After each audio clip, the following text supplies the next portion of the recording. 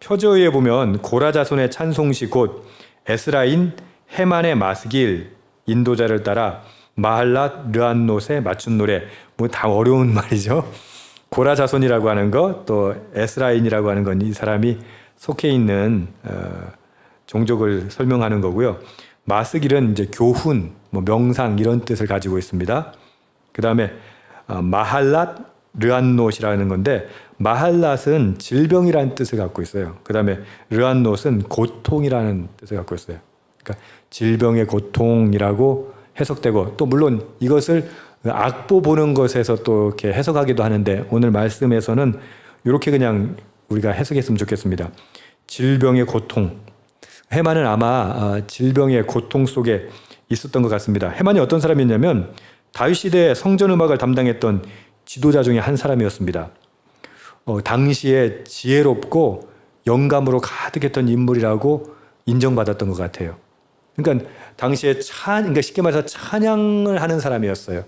지혜로운 사람, 하나님의 영으로 충만했던 사람이었는데, 이 사람이 아마 병에 걸려서 고통을 받았던 것 같아요. 그래서 88편에 헤만은 이렇게 노래합니다. 1절 여호와야 내 구원의 하나님이여 내가 주야로 주 앞에서 부르짖어 싸우니. 내 구원의 하나님이여 라는 말은 뭐예요? 이 사람이 하나님의 구원을 맛봤다는 얘기죠. 경험했다는 얘기죠. 그리고 이 시도 그것에, 그 믿음의 근거에서 하나님께 부르짖고 있다는 거예요. 여러분, 핵심은 이겁니다. 어떠한 고난 속에서도 하나님께 부르짖을 수 있는 것, 이것이 믿음이에요. 그러니까 우리가 착각하는 건 뭐예요? 믿음이 좋으면 고난이 없다가 아닙니다. 믿음은 뭐예요? 고난이 있음에도 불구하고 하나님께 부르짖는 것. 내 구원의 하나님이요. 그러니까 이 고통 중에, 이런 질병 중에, 아픔 중에서 건져내실 이는 누구밖에 없다? 하나님밖에 없다. 제가 기도원 사역하면서 많이 경험했다고 했죠. 병원에서 안 된다고 해야 하나님께 매달려요. 물론 우리가 하나님께서 일반 은총을 통해서 또 의사들, 또 그런 양리 작용들 이런 것들 통해서 하나님 우리를 치료하세요. 그런데 여러분, 그냥 병원이 있다고 다 낫는 게 아니에요. 결국은 치유하는 건 누구에게 달려있다? 하나님에게 달려있어요. 지금 헤만은 하나님께 이렇게 노래하고 있어요. 내 구원의 하나님이여 내가 주야로 주 앞에서 부르짖어 싸우니. 부르짖는다는, 그러고 보니까 요즘 시대에는 저도 마찬가지고 이렇게 부르짖지는 않는 것 같아요. 무슨 말이냐면 예전에는 부르짖는 기도를 좀 많이 했어요. 예, 그리고 교회 그 금요 기도에 가면 이건 무슨 막 애들 입장에선 공포의 도가니였어. 너무 부르짖어가지고 엉엉 울고. 근데 요즘에는 부르짖는 기도가 거의 없는 것 같아요. 여러분, 언제 부르짖을까요? 도무지 답이 안 보일 때 부르짖게 돼요. 저도 마찬가지인 것 같아요. 목사라고 맨날 부르짖는 게 아니라 진짜 이거 답이 없어 라는 상황에 처하면 부르짖게 되는 거죠. 지금 헤만은 어떤 사람이었다고요? 지혜로운 자, 영감이 충만한 자, 찬양하는 자였어요. 그런데 자신이 겪는 그 고통 가운데 하나님께 부르짖고 있습니다. 2절 보십시오. 나의 기도가 주 앞에 이르게 하시며 나의 부르짖음에 주의 귀를 기울이소서. 얼마나 간절한지 3절은 이렇게 얘기합니다. 나의 영혼은 재난이 가득하며 나의 생명은 수월에 가까워 싸우니. 아마 죽기 직전까지 갔는 것 같아요. 이거는 말할 수 없는 고통을 이야기하고 있는 거예요. 지금 죽음, 지옥, 그 수월 앞에서, 그 무덤 앞에서 내가 지금 내려가고 있는 거예요. 점점 더. 근데 6절은 원인을 이렇게 얘기합니다. 주께서 나를 깊은 웅덩이와 어둡고 음침한 곳에 두셨사오며 주의 노가 나를 심히 누르고 주의 모든 파도가 나를 괴롭게 하셨나이다. 내가 이렇게 고통받는 원인이 뭐라고요? 하나님께서 허락하신 거예요. 하나님 그렇게 하시는 거예요. 여러분, 이런 생각이 가끔 들죠. 그 많은 인구 하나님은 언제 하나하나 챙기시겠어? 그건 인간이니까 우리가 그렇게 생각하죠. 하나님은 우리 모두에 대해서 머리카락까지 다 세신 바 되세요. 그 말은 무슨 말이에요? 우리가 지금 시험을 당하고 있다거나 시련을 당하고 있다는 것, 하나님이 외면해서가 아니라 하나님 알고 계신다는 거예요. 지금 시편의 저자는 뭐라고 생각하는 거예요? 결국은 하나님께서 이것을 허락하신 것이다. 하나님께서 허락하셨으면 그러면 이걸 거두시는 이도 누구다? 하나님이다. 그러니 간절히 부르짖을 수밖에 없는 것이죠. 그런데 이런 고통 가운데 더 고통스러운 게 뭔지 아세요? 여러분, 아픈 것도 고통스럽죠. 실직도 고통스럽죠. 또 실패도 고통스럽죠. 근데 그보다 더 고통스러운 게 뭔지 아세요? 그것 때문에 사람들과의 관계가 깨어질 때, 무너질 때. 여러분, 아무리 아파도요, 하소연할 때 있는 사람은 행복한 사람이에요. 아무리 실직을 당해도 어디다가 넋두리 할 수 있는 사람은 행복한 사람이에요. 근데 시인은 어떻게 됐어요? 8절 보세요. 주께서 내가 아는 자를 내게서 멀리 떠나게 하시고, 이젠 주변에 사람조차 없는 거예요. 나를 그들에게 가증한 것이 되게 하셨사오니, 그들 보기엔 어떻게 해요? 젊은 자식 저거 뭔 죄를 졌길래 저렇게 고통을 받는 거야? 저렇게 벌을 받는 거야? 그러면서 사람들에게도 외면당하는 거. 사람들 입에 오르내리는 거. 여러분, 이거 여러분들 안 당해봤는지 모르겠는데, 내가 어떤 일을 당했는데 그걸로도 너무 고통스러운데 그거 가지고 사람들이 수군대는 거, 그것만큼 힘든 게 없어요. 아니, 내 앞에 와서 얘기하면은 어떻게 하소연이라도 하고 어떻게 변명이라도 하잖아요. 근데 어떻게 해요? 사람들이 날 인간 취급 안 해. 난 고립된 거예요.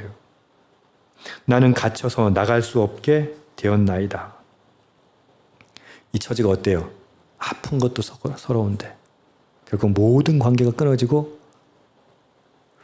여러분, 이 세상에 제일 무서운 게, 이 땅에서 제일 무서운 건 돈을 잃는 게 아니에요. 사람을 잃어버리는 거예요. 실제. 교회 공동체가 건강해야 되는 이유가 뭔지 아세요? 어떠한 어려움과 아픔이 있어도 그 공동체가 사람을 잃게 해서는 안 돼요. 위로하고 넋두리할 수 있고, 그리고 또 간증할 수 있고, 그렇게 회복될 수 있는 그 공동체가 진짜 아름다운 공동체죠. 어떻습니까? 근데 대부분 어떻게 해요? 자기 힘들 땐 넋두리 할 사람을 찾는데 남 힘들면 어때요? 힘든 사람 만나고 싶어요? 안 만나고 싶어요? 안 만나고 싶지. 인간이 이렇게 무서운 거야. 이렇게 매정해. 지 힘들 때는 누가 와가지고 내 말 좀 들었으면 좋겠는데, 또 안 들어주면 그렇게 삐지면서, 남이 힘들 때는 어때요? 아우, 귀찮은 거야. 이거 힘든 거예요. 근데 시인은 어떻게 해요? 지금 고립돼 있어요. 지금.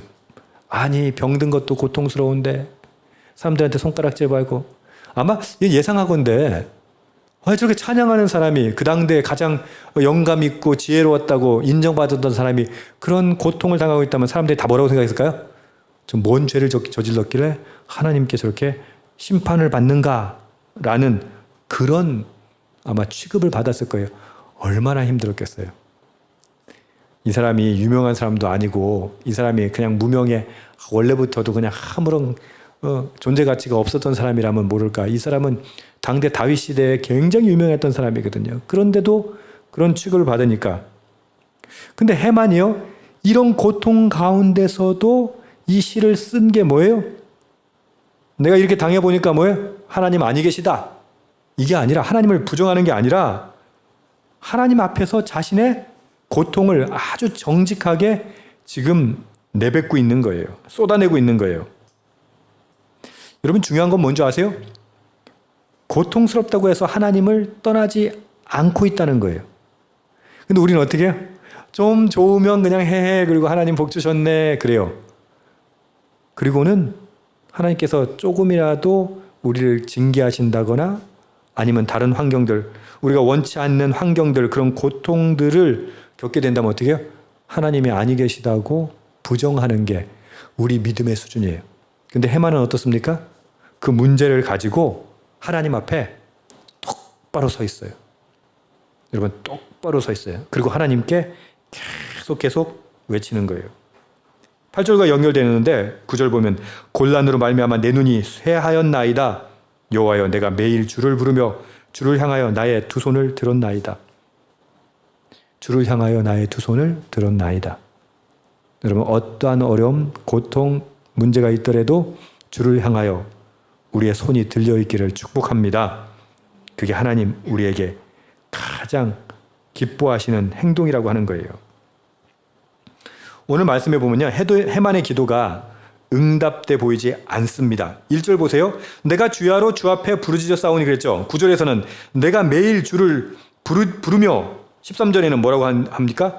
아침에 주께서 부르짖으니 라고 반복해서 말합니다. 그런데 14절을 이렇게 얘기해요. 여호와여 어찌하여 나의 영혼을 버리시며 어찌하여 주의 얼굴을 내게서 숨기시나이까. 아까도 말씀드린 것처럼 이 시는 이 절망으로 끝나요. 많은 시를 우리 시편을 공부했지만 대부분의 시는 어떻게 끝났습니까? 그래도 하나님을 신뢰하는 찬양으로 끝나요. 주께서 내 마음에 주신 기쁨은 이렇습니다라고 고백하며 끝나요. 그런데 이 시편은 어떻다고요? 18절에 보면 마지막에 그렇게 간절히 불렀음에도 불구하고 하나님께 부르짖었음에도 불구하고 흑암에 두셨나이다. 이렇게 끝나요. 여러분 어떤 생각이 드세요? 여기서 우리는 믿음이 무엇인가를 발견하게 돼요. 오늘 말씀해 보면요. 하나님의 응답이나 내 감정의 변화에 상관없이 기도의 자리를 포기하지 않는 것, 그것이 무엇이다? 믿음이다. 내 문제가 해결되지 않을지라도 하나님과의 관계를 포기하지 않는 것, 놓지 않는 것, 하나님만이 유일한 나의 생명줄이다. 그렇게 붙드는 것, 아무리 어려움이 깊고 어둠이 짙어도 하나님을 놓지 않는 것, 그것이 믿음이다. 할렐루야. 믿음은요, 뭐 엄청난 게 아니에요. 끝까지 하나님을 붙드는 것. 어떻습니까? 우리도 하나님의 침묵을 경험할 때가 있잖아요. 하나님 왜 대답하지 않으시지? 기도했는데 변화가 하나도 없을 때가 있잖아요. 그것 때문에 낙심할 일도 있죠. 따라합시다. 그럼에도 불구하고. 하만은 우리에게 이렇게 얘기하는 거예요. 그럼에도 불구하고 계속 기도하십시오. 그럼에도 불구하고 계속 기도하십시오. 우리의 부르짖음 자체가 믿음인 거예요. 내가 부르짖고 있다는 게 믿음인 거예요. 근데 시험 당하면 어떻게 해요? 대부분 기도 안 하잖아요. 시험 좀 당해봐요. 큐티도 안 해요. 이게 해만과 우리의 차이가 이거예요. 해만은 어떻게 해요? 그냥 부르짖는 거예요. 시험이 들어도 문제가 있어도 아픔이 와도 왜? 이거 아니면 죽는다. 그런 심정으로 하나님께 부르짖고 있는 것이죠. 해만이 겪었던 모든 고통, 하나님으로부터 받은 버림받은 느낌, 친구들의 배신, 죽음의 공포, 흑암의 절망을 온몸으로 겪으신 분이 한 분 계세요. 누구예요? 예수 그리스도. 여러분 예수 그리스도의 삶을 생각해 보세요. 그런 고통, 그런 공포, 그런 버림받은 느낌, 심지어 엘리 엘리 라마 사박다니 나의 아버지, 나의 하나님 어찌하여 나를 버리시나이까? 라고 하실 만큼. 근데 결국 예수님 십자가에서 내려오셨어요? 아니요. 그냥 십자가에 죽으셨어요. 그게 오늘 우리에게 주는 메시지는 무엇일까요? 우리가 이 땅에서, 오늘 이 이야기를 하면 여러분 되게 재수없다고 할 거예요. 이 땅에서 결론이 나지 않는 문제도 있어요. 그러나 분명한 건 뭐예요? 예수님 끝까지 하나님을 붙들어요. 이것이 88편이 이야기하는 바예요. 여러분 초대교회하고 중세교회까지 예수님이 십자가에 달리시는 날 교회는 이 시편 88편을 읽었어요. 왜? 죽음으로 끝나버리거든요. 희망이 없어 보이거든요. 그냥 아무것도 아닌 것처럼, 그냥 사그라지는 것처럼 끝나거든요. 근데 여러분, 우리는 믿습니다. 우리는 알고 있습니다. 그것은 끝이 아닙니다. 하나님 반드시 응답하십니다. 여러분, 그러니 어떠한 일이 있다도 하나님께 기도하십시오. 어떠한 상황에서도 기도의 끈을 놓지 마십시오. 십자가 상에서 그 고통을 받으시면서도 아버지께 기도했던 것처럼, 예수님 기도하셨던 것처럼 저와 여러분이 그렇게 기도할 수 있기를 축복합니다. 절체절명의 순간에까지 주여 나의 영혼을 아버지께 의탁하나이다 기도할 수 있는 저와 여러분 되기를 주님의 이름으로 축복합니다. 아멘.